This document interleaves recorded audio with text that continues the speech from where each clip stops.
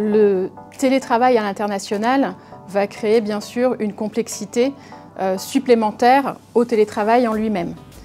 Mais cette complexité est gérable par l'employeur et ce serait dommage de le laisser de côté puisque le télétravail à l'international va être un formidable facteur d'attractivité des talents à l'international.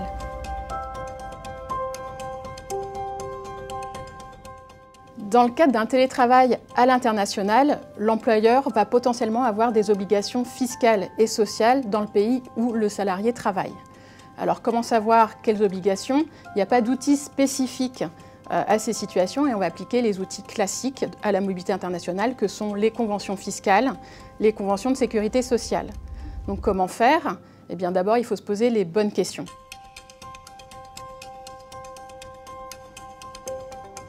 Quelle est la résidence fiscale du salarié? Quel est son employeur? Ses coûts sont-ils refacturés à une entité du pays où le salarié travaille? Et en fonction de la réponse à ces questions, on va pouvoir déterminer si l'employeur a une obligation d'enregistrement et de prélèvement dans le pays où travaille le salarié.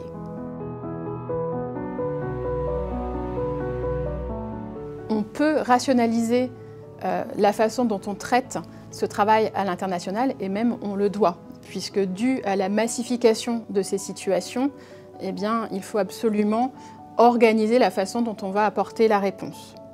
Par ailleurs, il ne faut pas apporter une réponse uniquement en matière de fiscalité individuelle ou sécurité sociale, mais bien regarder l'ensemble des parties prenantes.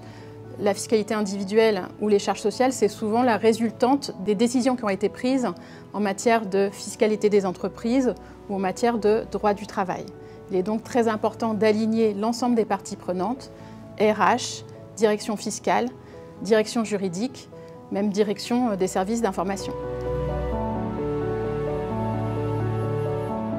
On peut prendre un exemple de télétravail à l'international. Par exemple, on peut avoir le cas d'un Britannique qui voudrait venir travailler de sa résidence secondaire en France pendant 3-4 mois dans l'année. C'est une situation qu'on a vue évidemment pour de vrai.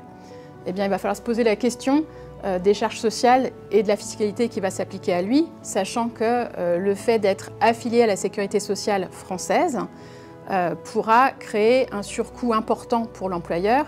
Les charges sociales françaises, je vous rappelle qu'elles sont de l'ordre de 40 à 50% pour l'employeur en France versus 12% au Royaume-Uni.